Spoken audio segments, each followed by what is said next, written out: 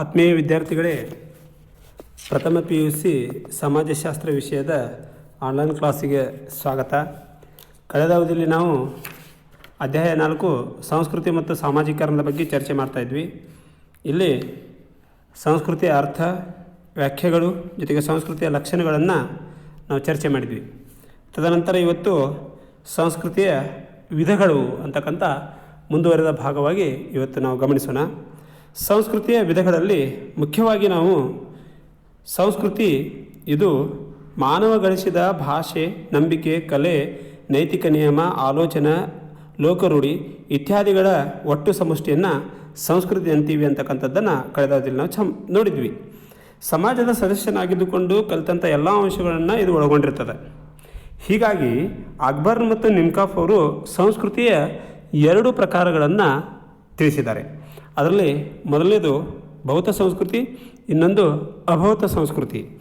ಇಲ್ಲಿ ಭೌತ ಸಂಸ್ಕೃತಿ ಅಂದರೆ material culture and non material culture ಅಂತಕ್ಕಂಥದ್ದು ನಾವು ನೋಡ್ತೀವಿ. ಈ ಭೌತ ಸಂಸ್ಕೃತಿಯಲ್ಲಿ ಮುಖ್ಯವಾಗಿ ನಾವು ನೋಡಬೇಕಾಗಿರ್ತಕ್ಕಂಥದ್ದು ಮಾನವ ತನ್ನ ಅಗತ್ಯತೆಗಳನ್ನು ಈಡೇರಿಸಿಕೊಳ್ಳಲು ಸೃಷ್ಟಿಸಿರ್ತಕ್ಕಂಥ ಭೌತ ವಸ್ತುಗಳಿಗೆಲ್ಲ ಭೌತ ಸಂಸ್ಕೃತಿ ಎನ್ನುವರು ಅಂತಕ್ಕಂಥದ್ದನ್ನು ನಾವು ನೋಡ್ತೀವಿ. ಇದು ಮಾನವನು ರೂಪಿಸಿದ ಎಲ್ಲ ಸ್ಪರ್ಶ ಸಾಧ್ಯವಾದ ಅಂದರೆ ಮುಟ್ಲಿಕ್ಕೆ ಬರತಕ್ಕಂತಹ ವಸ್ತುಗಳನ್ನು ಇದು ಒಳಗೊಂಡಿರ್ತದೆ. ಭೌತ ಕಣ್ಣಿಗೆ ಕಾಣ್ತಕ್ಕಂಥದ್ದು ಭೌತ ಸಂಸ್ಕೃತಿ ದೃಷ್ಟಿಗೆ ಗೋಚರವಾಗುವಂಥದ್ದಾಗಿರ್ತದೆ. ಹೀಗಾಗಿ ಅದು ಮೂರ್ತ ಸ್ವರೂಪದ ಮಾನವ ಬಳಕೆಯ ವಸ್ತುಗಳನ್ನು ಇದು ಪ್ರತಿಬಿಂಬಿಸ್ತದೆ.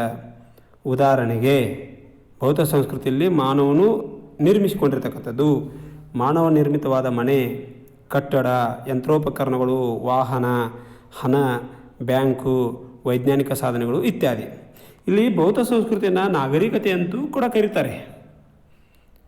ಆಮೇಲೆ ನಾವು ಏನನ್ನು ಹೊಂದಿದ್ದೀವಿ ಅನ್ನೋದನ್ನು ನಾಗರಿಕತೆ ತಿಳಿಸಿದರೆ ನಾವು ಏನಾಗಿದ್ದೀವಿ ಅನ್ನೋದು ಸಂಸ್ಕೃತಿ ತಿಳಿಸ್ತದೆ ಅಂತಕ್ಕಂಥದ್ದು ನಾನು ಇತಿಹಾಸದಲ್ಲೂ ಕೂಡ ಇದನ್ನು ನೋಡಿದ್ದೀವಿ. ಹೀಗಾಗಿ ಮಾನವ ಜೀವನದ ಮೇಲೆ ಭೌತ ಸಂಸ್ಕೃತಿ ಗಾಢವಾದ ಪ್ರಭಾವವನ್ನು ಬೀರಿದೆ.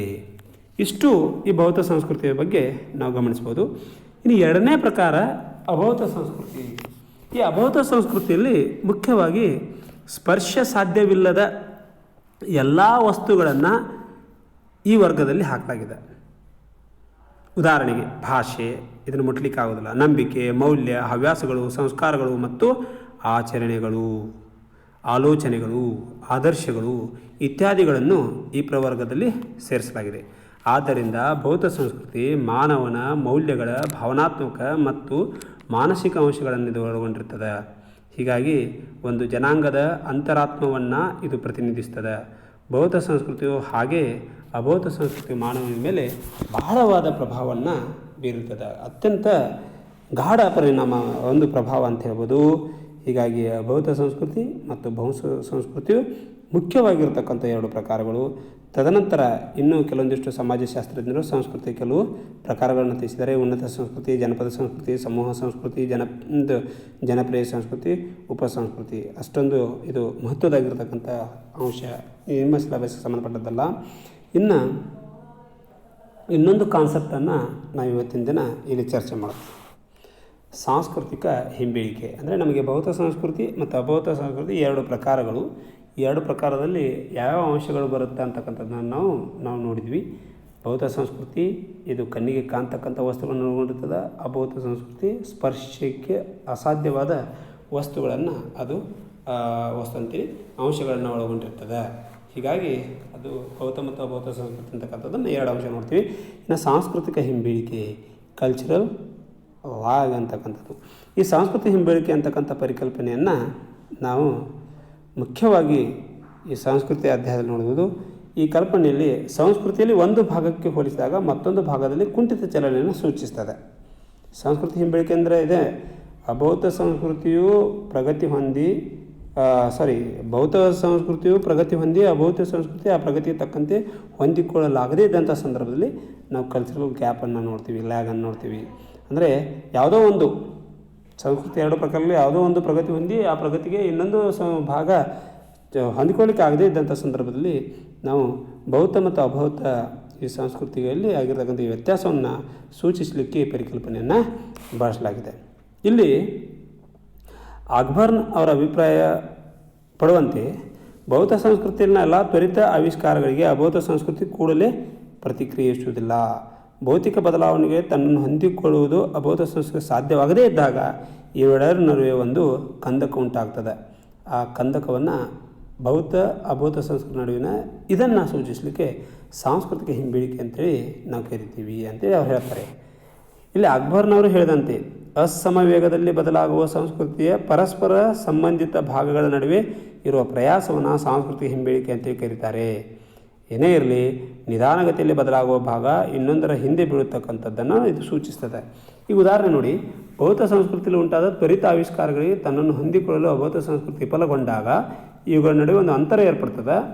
ಆಗ ಅದನ್ನು ನಾವು ಸಂಸ್ಕೃತಿ ಹಿಂಬೇಳಿಕೆ ಅಂತೀವಿ. ಉದಾಹರಣೆಗೆ, ಭೂಮಾಲಿಕ ಪದ್ಧತಿಯಲ್ಲಿ ವ್ಯತ್ಯಾಸವಾಗದೆ ಜನರು ಕೇವಲ ಸಾಗುವಳಿ ಪದ್ಧತಿಯಲ್ಲಿ ಬದಲಾವಣೆ ತಂದರೆ ಇಂಥ ಹಿಂಬೇಳಿಕೆಯನ್ನು ನಾವು ಕಾಣಬಹುದು.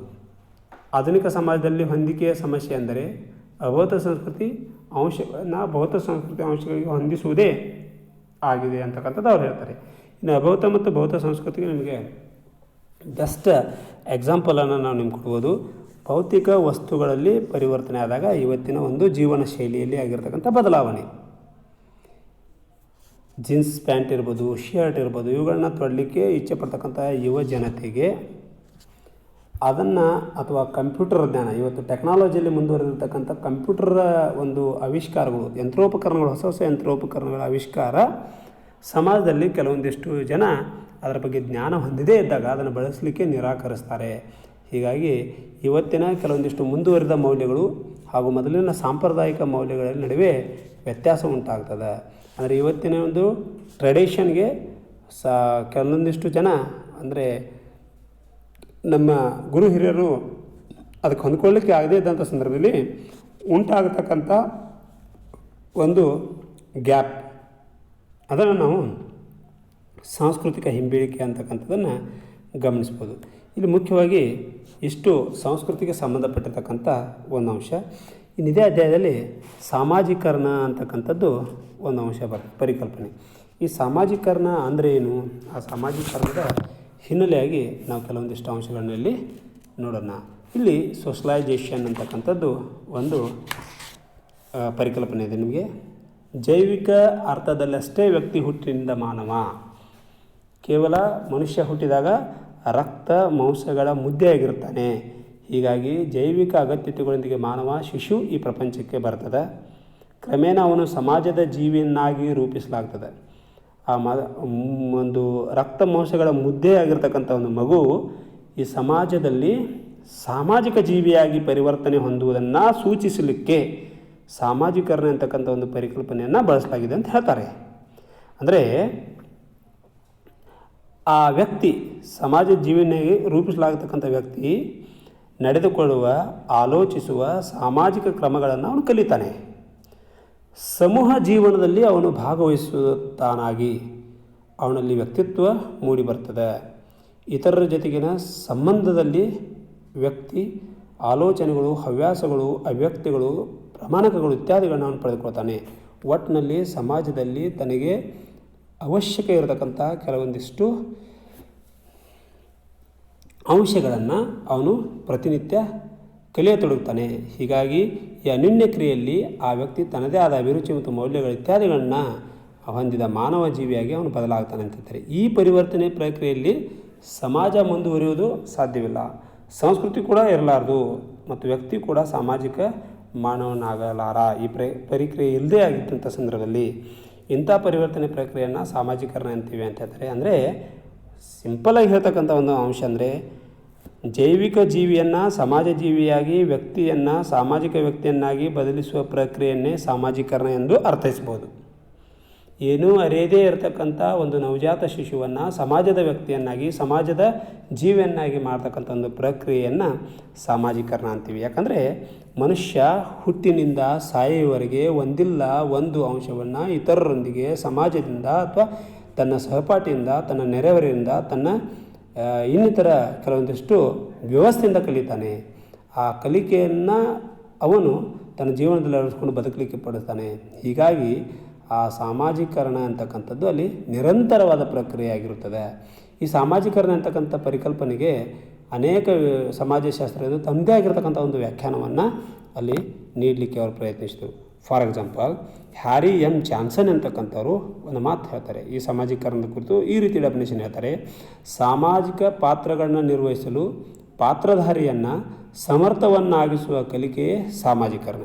ಅಂದರೆ ಸಾಮಾಜಿಕ ಪಾತ್ರಗಳನ್ನ ಯಾವ ರೀತಿ ನಿರ್ವಹಿಸಬೇಕು ಅಂಥ ಪಾತ್ರಧಾರಿಯನ್ನು ಸಮರ್ಥವನ್ನಾಗಿ ಕಲಿಕೆಯ ಒಂದು ವ್ಯವಸ್ಥೆಯನ್ನು ನಾವು ಸಾಮಾಜೀಕರಣ. ಸಮಾಜದಲ್ಲಿ ಯಾವ ರೀತಿ ಬದುಕಬೇಕು, ಗುರು ಹಿರಿಯರೊಂದಿಗೆ ಹೆಂಗಿರಬೇಕು, ತಂದೆ ತಾಯಿಗಳು ಹೆಂಗಿರಬೇಕು, ಅಣ್ಣ ತಮ್ಮಂದಿರೊಂದಿಗೆ ಹೆಂಗಿರಬೇಕು, ಕುಟುಂಬದ ಇತರ ಸದಸ್ಯರೊಂದಿಗೆ ಹೆಂಗಿರಬೇಕು, ಸಹಪಾಠಿಗಳೊಂದಿಗೆ ಹೆಂಗಿರಬೇಕು, ಸ್ನೇಹಿತರೊಂದಿಗೆ ಹೆಂಗಿರಬೇಕು, ನೆರೆಹೊರೆಯವರೊಂದಿಗೆ ಹೆಂಗಿರಬೇಕು, ಅಥವಾ ಶಾಲೆಯಲ್ಲಿ ವಿದ್ಯಾರ್ಥಿಗಳು ಮತ್ತು ಶಿಕ್ಷಕರು ಯಾವ ರೀತಿ ಇರಬೇಕು, ಆಮೇಲೆ ಮಾರ್ಕೆಟ್ನಲ್ಲಿ ಗಿರಾಕಿಗಳು ವ್ಯಾಪಾರಸ್ಥರು ಯಾವ ರೀತಿ ಇರಬೇಕು, ಇಂಥ ಕೆಲವೊಂದಿಷ್ಟು ಅಂಶಗಳನ್ನ ನಾವು ಸನ್ನಿವೇಶಕ್ಕೆ ಅನುಗುಣವಾಗಿ ಪಾತ್ರವನ್ನು ಪ್ರತಿಯೊಬ್ಬ ವ್ಯಕ್ತಿಯು ಬದಲಿಸಬೇಕಾಗ್ತದೆ. ಇಂಥ ಪಾತ್ರವನ್ನು ಕಲಿಸಿಕೊಡುವುದೇ ಸಾಮಾಜೀಕರಣ ಅಂತ ಹೇಳ್ತಾರೆ. ಅಕ್ಬರ್ ಮತ್ತು ನಿಮ್ಕಾಪ್ ಅವರು ಹೇಳ್ತಾರೆ, ವ್ಯಕ್ತಿಯು ಗುಂಪಿನ ಪ್ರಮಾಣಕಗಳಿಗೆ ಅನುವರ್ತಿಸುವುದನ್ನು ಕಲಿಸುವ ಪ್ರಕ್ರಿಯೆಗೆ ಸಾಮಾಜೀಕರಣ ಅಂತ ಹೇಳ್ತಾರೆ. ಅಂದರೆ ಅದನ್ನೇ ಅವರು ಹೇಳಲಿಕ್ಕೆ ಹೋದರು. ಸಮಾಜದಲ್ಲಿ ವ್ಯಕ್ತಿ ಯಾವ ಗುಂಪಿನೊಂದಿಗೆ ಯಾವ ರೀತಿ ವರ್ತಿಸಬೇಕು ಅನ್ನತಕ್ಕಂಥದ್ದನ್ನು ಕಲಿಸುವುದೇ ಸಾಮಾಜೀಕರಣ. ಒಟ್ಟಿನಲ್ಲಿ ನಾವು ಸಾಮಾಜೀಕರಣ ಅಂದರೆ ಇಷ್ಟು ಡೆಫಿನೇಷನ್ ಕೊಡ್ಬೋದು. ಇಲ್ಲಿ ಇದೊಂದು ಕಲಿಕೆಯ ಪ್ರಕ್ರಿಯೆ. ವ್ಯಕ್ತಿ ನಿರಂತರವಾಗಿ ತನ್ನ ಸಮೂಹ ಸಂಸ್ಕೃತಿಯನ್ನು ಪಡೆದುಕೊಳ್ತಾನೆ. ಸಂಸ್ಕೃತಿಯ ಗಳಿಕೆಯಿಂದ ವ್ಯಕ್ತಿ ಒಂದು ಸ್ವಕಲ್ಪನೆ ವಿಸ್ತೃತಗೊಳ್ತದೆ. ಸಮಾಜದ ಒಂದು ಸಮೂಹದ ಕ್ರಿಯಾಶೀಲ ವ್ಯಕ್ತಿಯಾಗಿ ಅವನು ಪರಿವರ್ತನೆಗೊಳ್ತಾನೆ. ಇದು ನಿಜಾರ್ಥದಲ್ಲಿ ಮಾನವ ಎನಿಸ್ಕೊಳ್ಳಿಕ್ಕೆ ಈ ಸಾಮಾಜೀಕರಣ ಪ್ರಕ್ರಿಯೆಯಲ್ಲಿ ತೊಡಗೋದು ಅತಿ ಅವಶ್ಯಕ. ಹೀಗಾಗಿ ಈ ಸಾಮಾಜೀಕರಣ ಅಂತಕ್ಕಂಥದ್ದು ನಿರಂತರವಾಗಿರ್ತಕ್ಕಂಥ ಪ್ರಕ್ರಿಯೆ ಆಗಿದ್ದರಿಂದ ಹುಟ್ಟಿನಿಂದ ಸಾಯುವವರೆಗೆ ಸಮಾಜದ ವ್ಯಕ್ತಿಯಾಗಿ ಬದುಕಲಿಕ್ಕೆ ಇದು ಕಲಿಕೆ ಅತಿ ಅವಶ್ಯಕ. ಹೀಗಾಗಿ ಈ ಸಾಮಾಜೀಕರಣ ಅಂತಕ್ಕಂಥದ್ದು ಅತ್ಯಂತ ಮಹತ್ವದಾಗಿರ್ತಕ್ಕಂಥ ಒಂದು ಅಂಶವಾಗಿದೆ. ಸೊ ಆತ್ಮೀಯ ವಿದ್ಯಾರ್ಥಿಗಳೇ, ಇಷ್ಟು ಸಾಮಾಜೀಕರಣಕ್ಕೆ ಸಂಬಂಧಪಟ್ಟಿರ್ತಕ್ಕಂಥ ಅರ್ಥ ಮತ್ತು ವ್ಯಾಖ್ಯೆ. ಇನ್ನು ಮುಂದಿನ ಹಂತದಲ್ಲಿ ನಾವು ಸಾಮಾಜೀಕರಣದ ಹಂತಗಳಾದ ಮೌಖಿಕ ಮತ್ತು ವಾಚಕ ಹಂತ, ಶೌಚ ತರಬೇತಿ ಹಂತ, ಎಡಿಪಲ್ ಬಾಲ್ಯ ಹಂತ ಹಾಗೂ ಕಿಶೋರಾವಸ್ಥೆಯ ಹಂತವನ್ನು ನಾವು ಗಮನಿಸೋಣ. ತದನಂತರದಲ್ಲಿ ಸಾಮಾಜೀಕರಣದ ನಿಯೋಗಿಗಳಾಗಿ ಅನೌಪಚಾರಿಕ ನಿಯೋಗಗಳು ಜೊತೆಗೆ ಔಪಚಾರಿಕ ನಿಯೋಗಿಗಳ ಬಗ್ಗೆ ಸಂಕ್ಷಿಪ್ತವಾಗಿ ನಾಳೆ ದಿನ ನಾವು ಚರ್ಚೆ ಮಾಡೋಣ. ಸೊ ಇಲ್ಲಿ ನಿಮಗೆ ಈ ಒಂದು ಅಂಶಕ್ಕೆ ಸಂಬಂಧಪಟ್ಟಂತೆ ಸಮಾಜಶಾಸ್ತ್ರದ ಮುಖ್ಯವಾಗಿರ್ತಕ್ಕಂಥ ಸಂಸ್ಕೃತಿಯ ಅಧ್ಯಾಯಕ್ಕೆ ಸಂಬಂಧಪಟ್ಟಂತೆ ಸಂಸ್ಕೃತಿ ಅಂದರೇನು, ಅದರ ಗುಣಲಕ್ಷಣಗಳು ಕೇಳ್ಬೋದು, ಸಂಸ್ಕೃತಿಯ ಹಂತಗಳನ್ನು ಕೇಳ್ಬೋದು ಅಥವಾ ವಿಧಗಳನ್ನು ಕೇಳ್ಬೋದು. ಸಂಸ್ಕೃತಿ ಹಂತಲ್ಲ, ವಿಧಗಳು, ಪ್ರಕಾರಗಳು, ಬೌದ್ಧ ಸಂಸ್ಕೃತಿ ಮತ್ತು ಅಬೌದ್ಧ ಸಂಸ್ಕೃತಿ ಬಗ್ಗೆ ಕೂಡ ಕೇಳ್ಬೋದು. ಅಥವಾ ಸಂಸ್ಕೃತಿ ಹಿಂಬೀಳಿಕೆ ಅಂದರೆ ಅಂತಕ್ಕಂಥದ್ದನ್ನು ಕೂಡ ಕೇಳ್ಬೋದು. ಪ್ರಶ್ನೆ: ಸಂಸ್ಕೃತಿ ಹಿಂಬೀಳಿಕೆಯಲ್ಲಿ ಬೌದ್ಧ ಮತ್ತು ಅಬೌದ್ಧ ಸಂಸ್ಕೃತಿ ಒಂದು ನಡುವೆ ಬೌದ್ಧ ಸಂಸ್ಕೃತಿ ಮುಂದುವರೆದು ಅದಕ್ಕೆ ಅಬೌದ್ಧ ಸಂಸ್ಕೃತಿಯು ಹೊಂದಿಕೊಳ್ಳಾಗದೇ ಇದ್ದಂಥ ಸಂದರ್ಭದಲ್ಲಿ ಉಂಟಾಗತಕ್ಕಂಥ ಒಂದು ಅಂತರವನ್ನು ಸಂಸ್ಕೃತಿ ಹಿಂಬೀಳಿಕೆ ಅಂತ ಕರೀತಾರೆ ಅಂತಕ್ಕಂಥದ್ದು ನೀವು ಬರೀಬೇಕಾಗ್ತದೆ. ಸೊ ಇಲ್ಲಿ ಇಷ್ಟು ಅಂಶವನ್ನು ನೀವು ಗಮನಿಸಿ. ಆನಂತರ ಸಾಮಾಜೀಕರಣ ಎಂದರೇನು, ಸಾಮಾಜೀಕರಣದ ವ್ಯಾಖ್ಯೆಗಳನ್ನು ಕೂಡ ಕೇಳ್ಬೋದು ಅಥವಾ ಸಾಮಾಜೀಕರಣದ ನಿಯೋಗಗಳ ಬಗ್ಗೆ ಕೂಡ ನಿಮಗೆ ಕ್ವಶನ್ ಬರ್ಬೋದು. ಸೊ ಆತ್ಮೀಯ ವಿದ್ಯಾರ್ಥಿಗಳೇ, ಇಷ್ಟು ಈ ಒಂದು ಅಂಶಕ್ಕೆ ಸಂಬಂಧಪಟ್ಟಿರ್ತಕ್ಕಂಥದ್ದು. ಮುಂದಿನ ಅವಧಿಯಲ್ಲಿ ನಾವು ಸಾಮಾಜೀಕರಣದ ಹಂತಗಳ ಬಗ್ಗೆ ಚರ್ಚೆ ಮಾಡೋಣ. ಧನ್ಯವಾದಗಳು.